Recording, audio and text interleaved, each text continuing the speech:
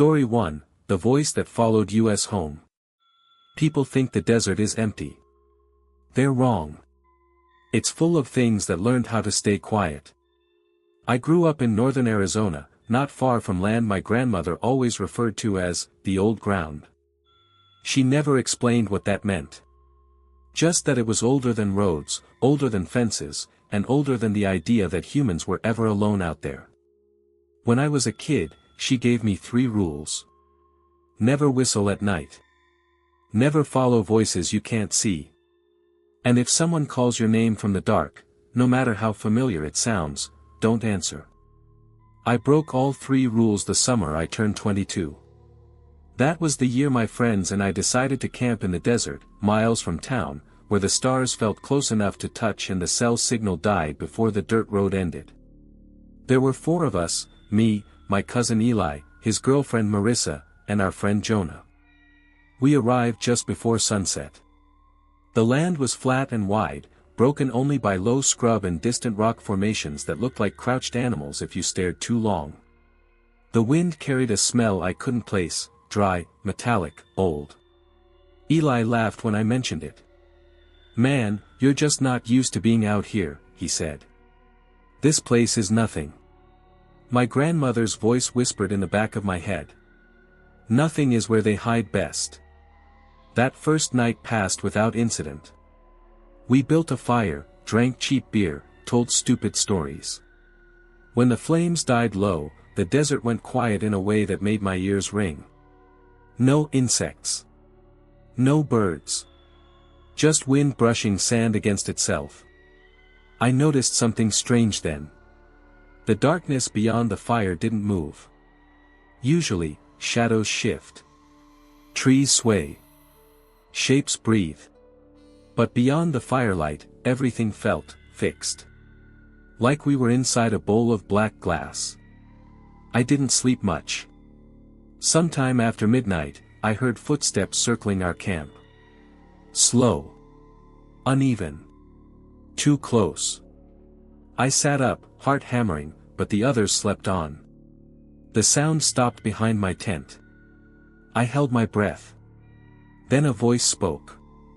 "Hey, you awake?" It sounded like Jonah. Same tone. Same lazy cadence. But Jonah was snoring 6 feet away. My throat went dry. "Come on," the voice said softly. "I know you hear me." The footsteps retreated, dragging slightly, like the ground resisted each step. Morning came with laughter and sunlight, and I almost convinced myself it had been a dream. Almost, until I found footprints around the camp. Bare footprints. Too long. Toes spread wide, pressed deep into the sand like whatever made them was heavier than it should have been. Eli dismissed it. Probably some guy from another camp. But there were no other camps. We had driven for miles without seeing a single vehicle. That night, we heard whistling. Low and tuneless. Circling us. Marissa froze. "Who's doing that?" None of us answered. The whistling stopped.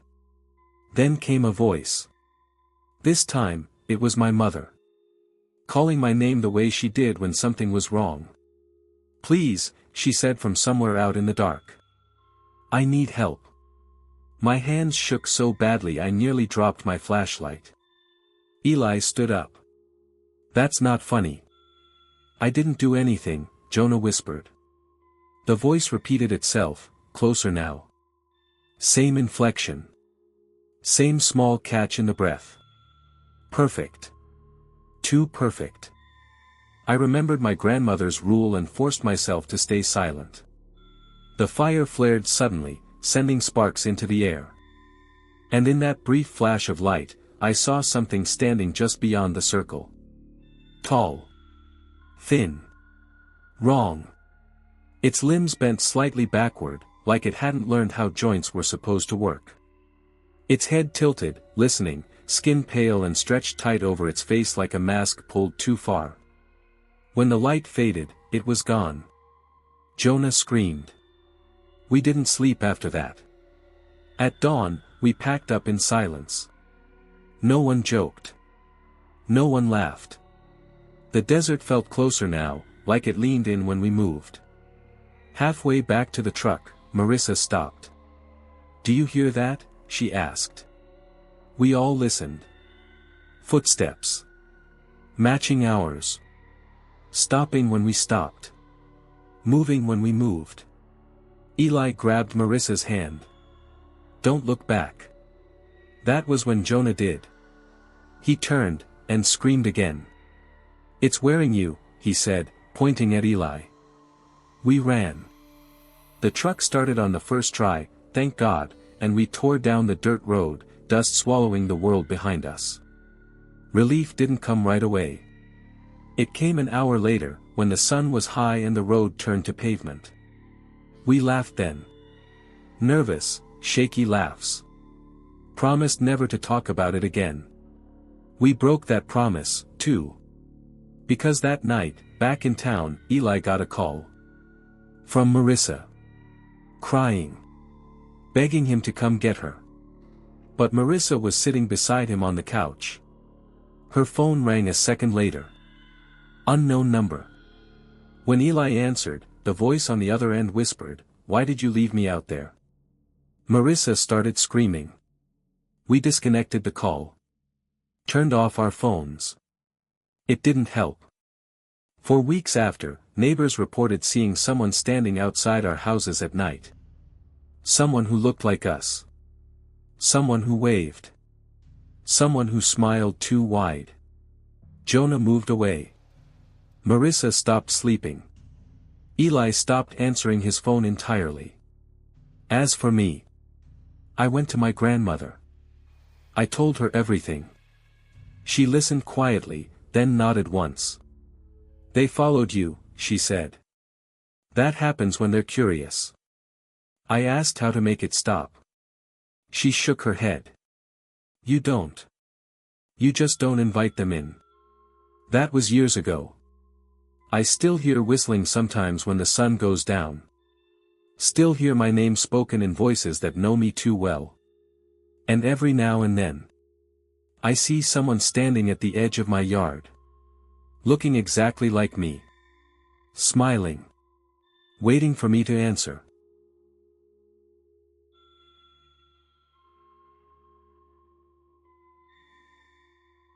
Story 2, It knocked with my hand.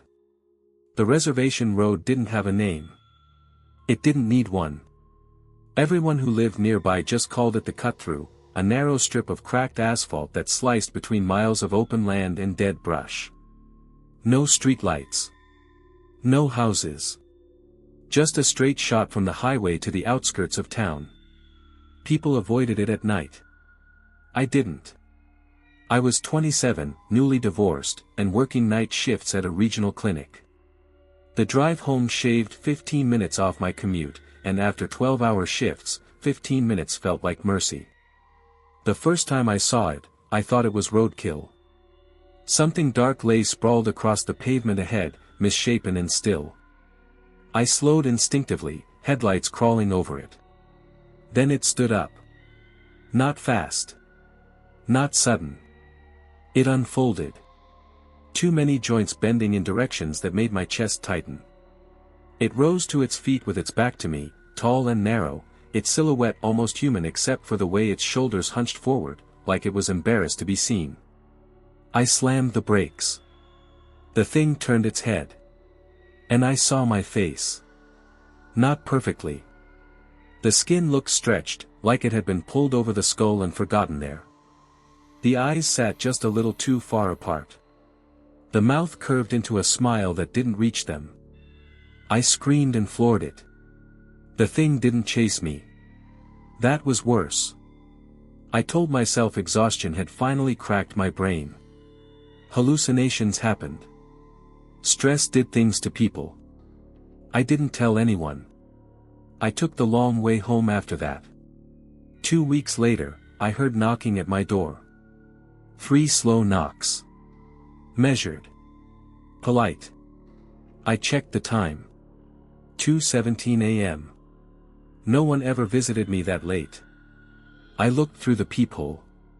No one was there. When I stepped back, the knocking came again, this time louder. The wood shuddered under the force. "Hey," a voice called. "It's me." My voice. Same cadence. Same tired drawl. I locked myself out. I backed away from the door, heart hammering. The voice sighed. "You're really going to make me stand out here?" The handle twisted. I didn't sleep that night. The next morning, I found handprints on the doorframe. My handprints. Only larger. Fingers longer. The skin ridges distorted, as if pressed by something that had learned hands by watching them. I called my mother. She went quiet when I described the thing on the road. Then she said a word she hadn't spoken since I was a child. Skinwalker. I told her to stop. She didn't. She told me stories my grandmother used to tell, about things that wore people, that learned voices, habits, routines. About how they didn't attack right away. They study, she said. They wait. That night, my phone rang. Unknown number. I let it ring. A voicemail came through seconds later. It was me. Breathing. Just breathing. I moved out 2 days later. I thought distance would help. It didn't. The sightings followed. A coworker asked why I'd waved at her outside the clinic at 3 in the morning. I hadn't. A neighbor complained that I'd stood outside her window for 10 minutes without saying anything. I was asleep. One evening, I caught my reflection in a darkened storefront window, and for half a second, it smiled when I didn't. I stopped leaving my apartment after sunset. Then the knocking started again. Not at the door. At the bedroom window.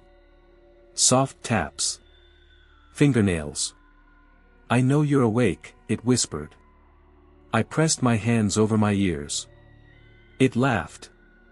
The sound was wrong, too many voices layered together, like it was struggling to remember which one belonged to me. The final night came quietly. No knocking. No calls. Just silence so heavy it made my ears ring. At 3:33 a.m., my bedroom door creaked open. I hadn't unlocked it. It stood in the doorway, wearing my face better than ever before.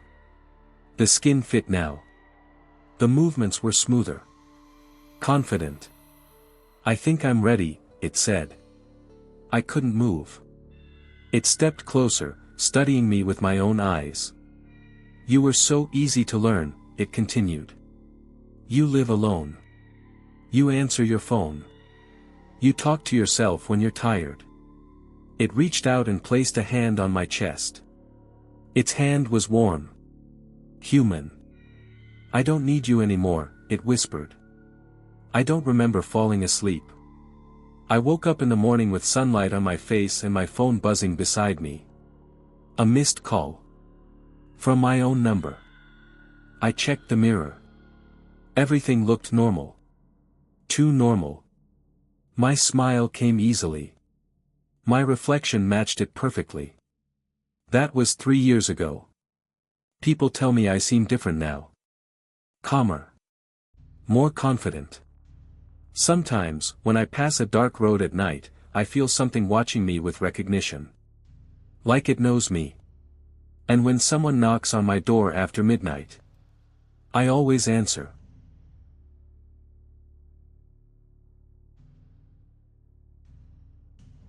Story 3, The Last Voicemail from My Dad.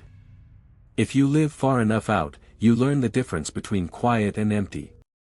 Quiet is what you get when the world settles down, when the wind eases and the animals tuck themselves away and the roads go still. Empty is something else. Empty is when the desert goes silent like it's holding its breath. I didn't know that difference until the night I got a voicemail from my father. The problem was, my father had been dead for 7 months. And the voicemail wasn't old. It wasn't one of those delayed messages that finally comes through after a carrier glitch. It arrived at 2:11 a.m. And it said, in his voice, clear as day, "Son, don't open the door. I stared at my phone so long my eyes started to sting. My apartment was dark except for the dim blue glow of the screen. The heater clicked softly in the corner. Outside, the neighborhood was still, just the occasional distant car, the hum of power lines, the normal sounds that prove the world is working. I hit play again. "Son," the voice repeated. "Don't open the door." Then a faint sound under his words. Breathing. Not his. Something close to the microphone. Something trying not to be heard. I didn't sleep after that. I stayed in bed with the lamp on, checking the locks twice, then 3 times, then getting up just to make sure my eyes weren't lying. When the sun finally rose, I told myself the simplest explanation. Maybe someone had pulled an old voicemail from the cloud. Maybe a scammer had used one of those voice mimic programs. Maybe grief was doing something to my brain. I believed that lie for almost a full day. Right up until my neighbor, Mrs. Saldana, stopped me on the way to my car. "You were up late," she said. I forced a smile. Was I loud? She shook her head slowly, frowning the way people do when they're trying to choose their words carefully. "No," she said. "I saw you. Standing outside." My stomach tightened. "I wasn't outside," I said. She blinked. "I saw you from my kitchen window. Around. I don't know, 2-something. You were standing by your door like you'd locked yourself out." I felt cold spread across my ribs. "I didn't," I started to say, then my mouth went dry, because I remembered the time stamp. 2:11 a.m. The voicemail. My father's voice telling me not to open the door. Mrs. Saldana leaned closer, lowering her voice like the walls might listen. "You didn't look right," she said. "You were just standing there. Not moving. Then you turned your head, like you knew I was watching." My hands clenched at my sides. "And then?" I asked, barely. Her expression tightened. "And then you smiled." I drove to work in a fog. I'm a paramedic. Night shifts, long drives, strange calls, my entire adult life had trained me to stay calm when things didn't make sense. But that day, I couldn't stop thinking about my father. He'd passed quietly. Heart failure. No drama. Just a slow fade in a hospital room, his hand in mine, my mother crying softly as his breathing spaced out and stopped. I'd spent months replaying his final moments, trying to find a hidden message, a meaning, a sign. Now I had a message. And it felt like a warning. The next night, I didn't go home. I stayed at the station after shift and slept on the stiff couch in the lounge, surrounded by fluorescent lights and the occasional radio squawk. I told myself it was for rest. The truth was I didn't want to be alone behind a locked door with the memory of my father's voice. Sometime after midnight, my phone buzzed. Unknown number. I stared at it until it stopped ringing. A moment later, a voicemail notification appeared. My skin prickled. I should have deleted it. I should have turned my phone off. I should have handed it to a coworker and asked them to listen first, just to prove I wasn't losing it. Instead, I pressed play. My mother's voice. Sweet, familiar, trembling. "Baby," she said softly. "Please call me. I'm scared. I'm in the car, I can't." The message cut out into static, then returned. "Please," she said again, but her voice sounded wrong now. Not the words. The shape of the sound. Like someone was doing an impression but didn't understand the emotion. The voicemail ended with a sharp click. I called my mom immediately. She answered on the second ring, sleepy and confused. "Are you okay?" I blurted. "What?" she said. "Honey, it's 2 in the morning." I swallowed. "Did you call me?" "No," she said slowly. "No, I've been asleep." I stepped out into the hallway, heart hammering. Mom, I said. Where are you? At home, she answered. In bed. Why? I couldn't tell her. Not over the phone. Not while the air felt too thin around me. I just said, lock your doors. There was a pause.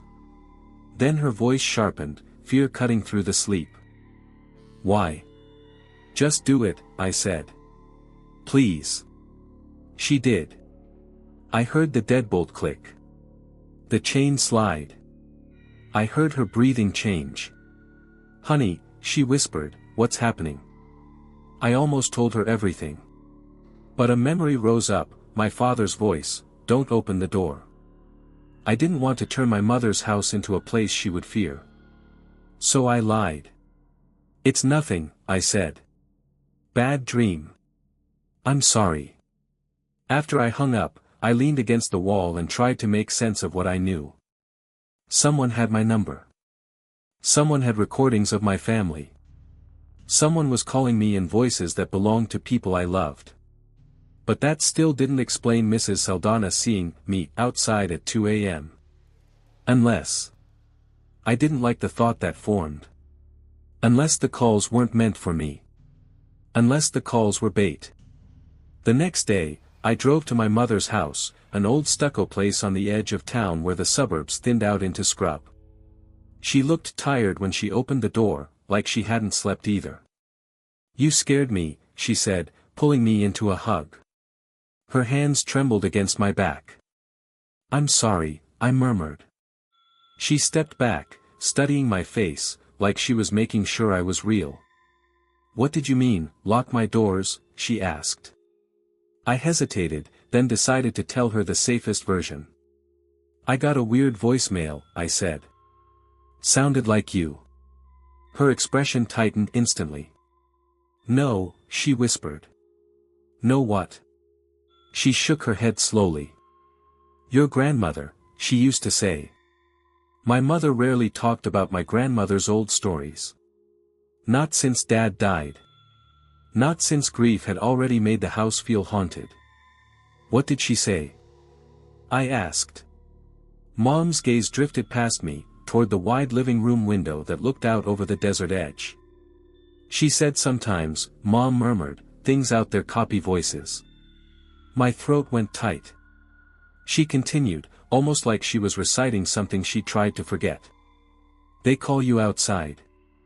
They make it sound like family. Like someone hurt. Like someone you can't ignore. I stared at her. You believe that? She swallowed. I didn't. Not until last night. My stomach dropped. What happened? Mom hesitated, then pointed toward the back of the house. I heard your father, she said. The words hit like a punch. He was outside, she whispered. On the patio. Calling my name. Her eyes glistened with tears. It sounded like him, honey. Like he was right there. Like he'd come back.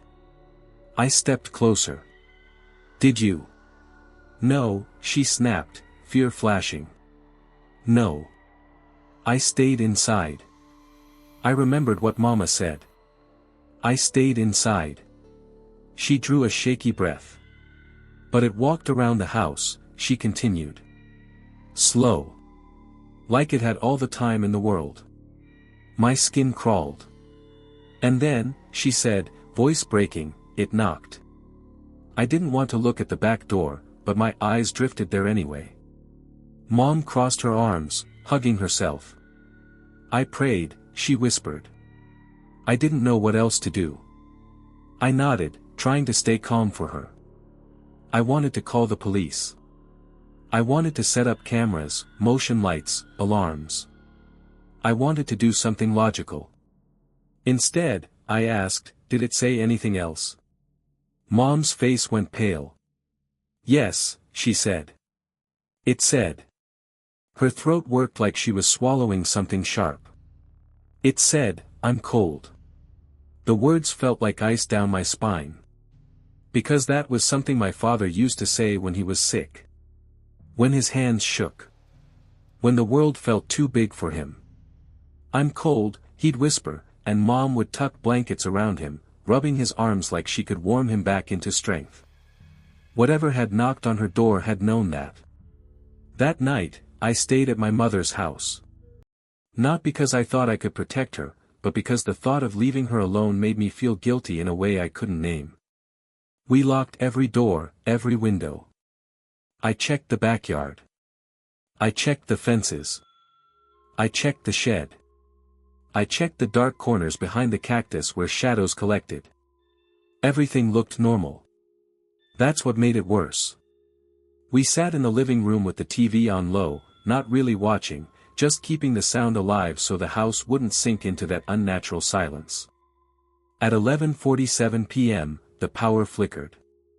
The lights dimmed, then returned. Mom's hands tightened around her mug. "Probably wind," I said, though the night outside looked still. At 12:05 a.m., the dog started barking. Mom's old mutt, Rosie, was half-blind and usually calm.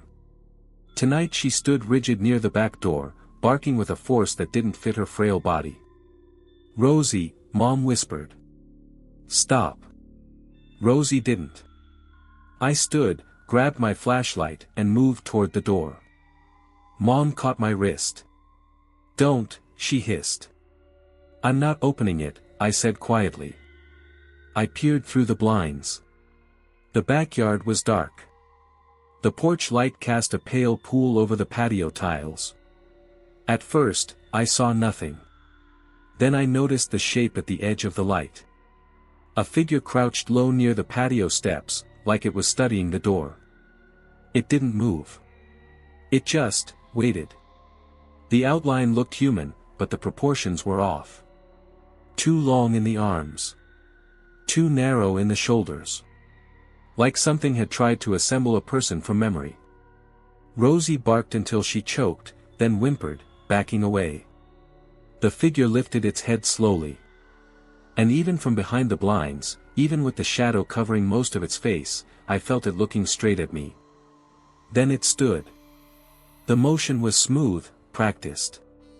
Not jerky like an animal. Not clumsy like a drunk. Smooth like someone who knew exactly how to use the body it wore.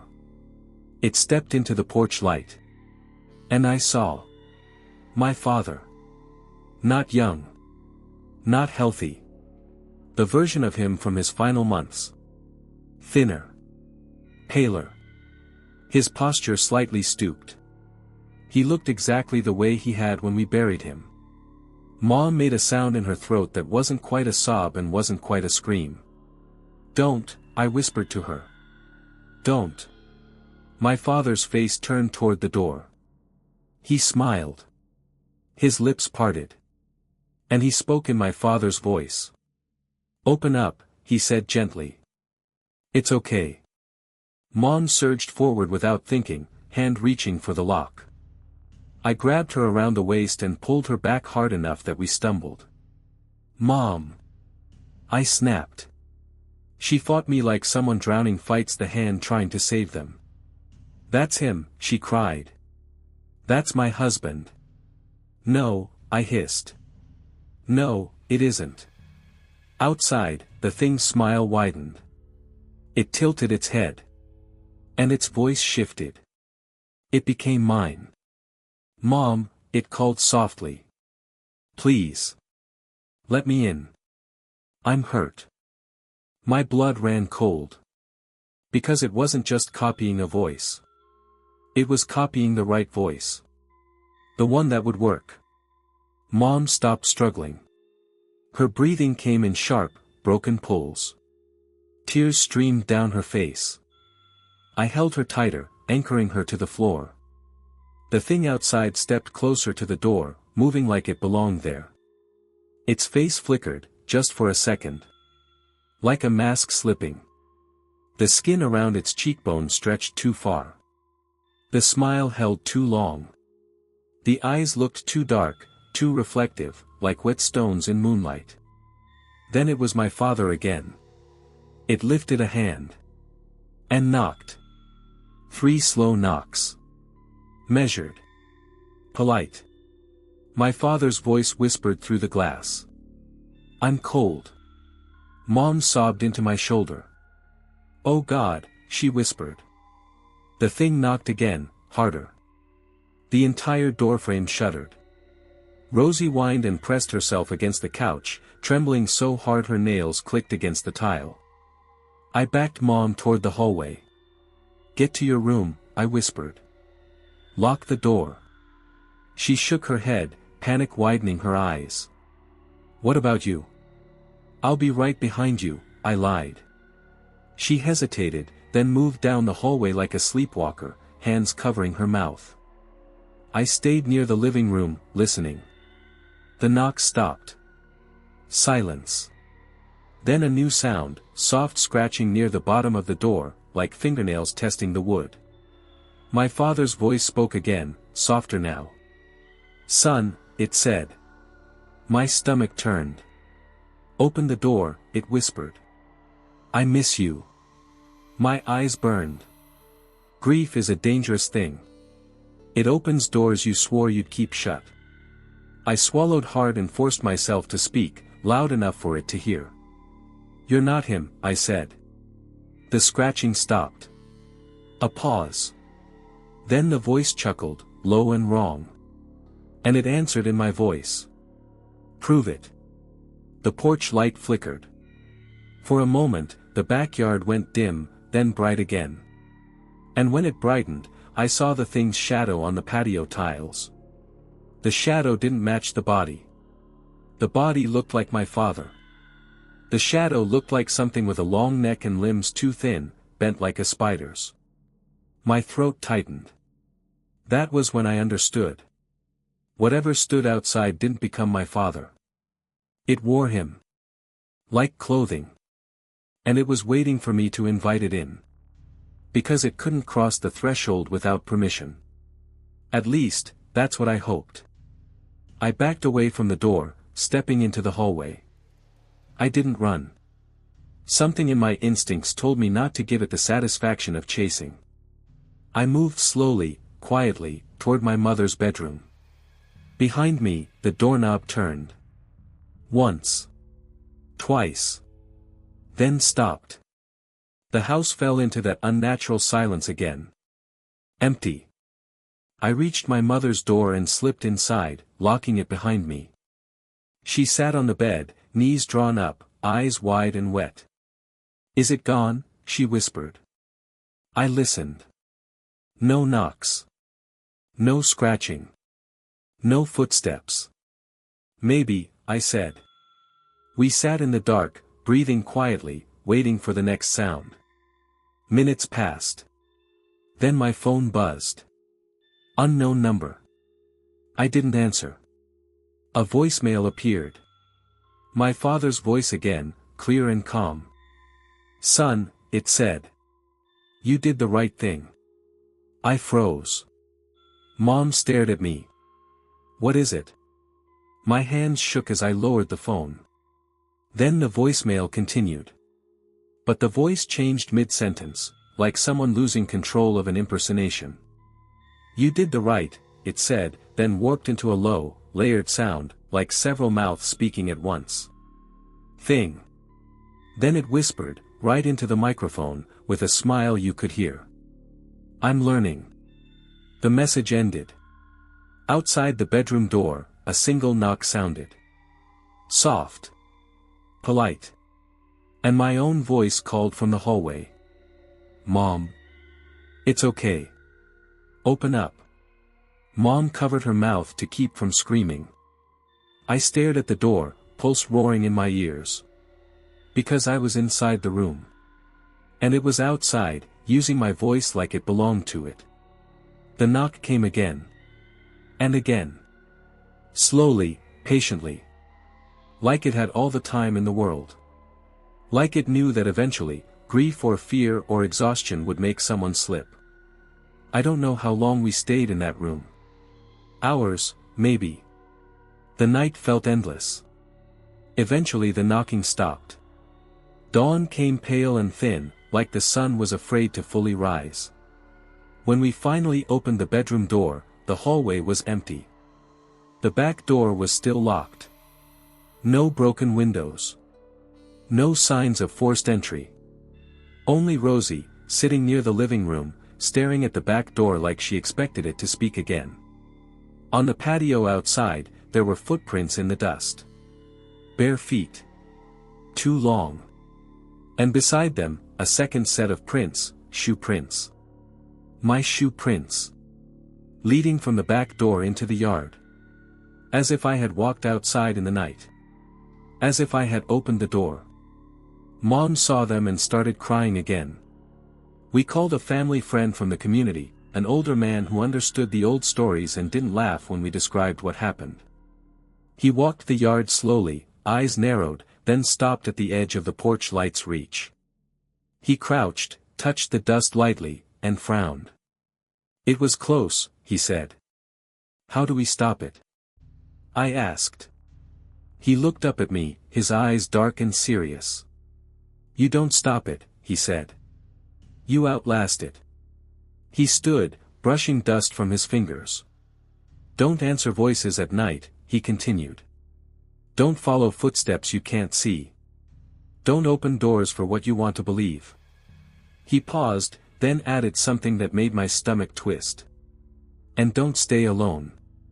I moved my mother in with me the next day. We sold her house 2 weeks later. We changed numbers. Installed cameras. Put lights on every corner. For a while, it felt normal again. For a while.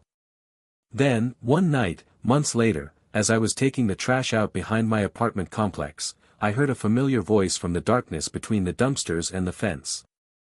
My father's voice. Soft and gentle. "Son," it whispered. "It's cold out here." I didn't turn around. I didn't answer.